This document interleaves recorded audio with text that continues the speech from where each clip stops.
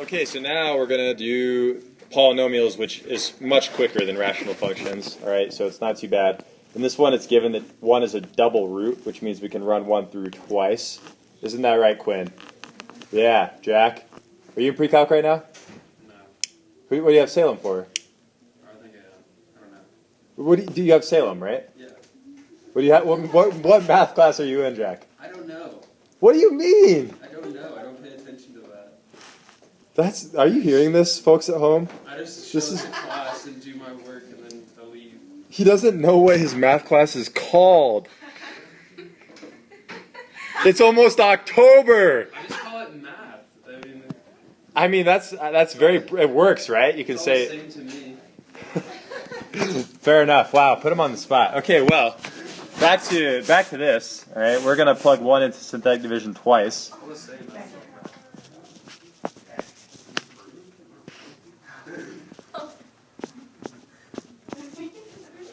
Okay, so we're gonna plug in 1 because 1 is a double root.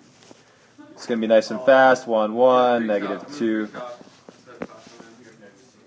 He's in pre-calc in case you didn't hear that. Okay, 0, smiley face, run 1 through again. Shoop. 1, 1, negative 1, negative 1, negative 6, negative 6. And we're happy again, so we'll make an even happier smiley face. Yeah. It's got no teeth. Okay, so now we know that this polynomial factors as x minus 1. Think about why it's minus 1, even though we plugged in positive 1 to synthetic division. Okay, x minus 1 times x minus 1 times x squared minus x minus 6. We can rewrite x minus 1 as x minus 1 squared times x minus 3 times x plus 2. Okay, so we're trying to sketch this. We know that there's roots at 1, 3, and negative 2. We know that this one's going to bounce because that's multiplicity 2. It's going to cross there, cross there. All right, so now all we need to do is start sketching this, and then we're going to figure out what's going on between those zeros. All right, so we're at 1, it's going to bounce there. We're at 2, 3, it's going to cross there, and we're at negative 2, it's going to cross there. Let's go back and think about in behavior really quick. Okay, so this is a 4th degree, it's positive out in front, so it's going to be up, up. Okay, EB is going to go up, up, sweet. So we know that our arrows are going to have to point up, up eventually. So what's going to happen is it's going to come through here, it's going to bounce at 1, and then it's going to come through there, and then that's how our function will look. But we need to figure out, we need to get a little more specific. So what we're going to do is we're going to plug in one of these points, either negative 1 or 0. 0 is probably easier. So, oh wait, let's find the y-intercept first. Sorry. So scrambled. All right, so the y-intercept is at 0, negative 6, so we can put that in there too. That'll help us out. 1, 2, 3, 4, 5, 6. There's our y-intercept. All right, so what we should do is we should plug in like negative 1 and see what's happening between here and the y-intercept. Maybe it goes down lower and comes back up. All right, so we'll plug in negative 1, plug in negative 1. And then we'll plug in right here, which is 2, all right, to figure out what's going on in the middle of our graph. Okay, so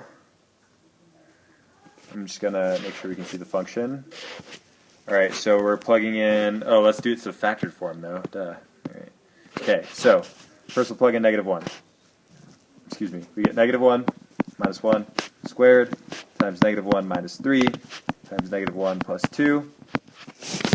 Okay, so that gives us a negative 2 squared, which is positive 4, times negative 4 times 1, which gives us negative 16. Okay, so all you have to do, we don't have to go all the way down. You just have to go to negative 1, go down kind of far, and just say that this is at negative 1 comma negative 16. Just label it. All right, we'll plug in 2 next. Plug in 2 next, we get 2 minus 1 squared, 2 minus 3, 2 plus 2, oh, that's kind of ugly, sorry, 2 plus 2, over, oh, whoops, what am I thinking? Okay, so that gives us 2 minus 1 is 1, 1 squared is 1, 2 minus 3 is negative 1, 2 plus 2 is 4. So we are at -4. We plug in 2. So we'll just go 2, 1, 2, 3, 4. Here we are. Okay, so this is really enough information to finish sketching this. We're just going to come down. Oops, let's try to do a little better. All right, we'll come down. Oh my gosh, can I please? That's better, kind of. All right, so then we bounce, go down through there, and then up. All right, and that is roughly what our polynomial looks like, and we just got a little more accurate by plugging in a couple more points, using our y-intercepts, and using our roots, and that is all there is to it. All right, I'm going to do part 6 in a separate video.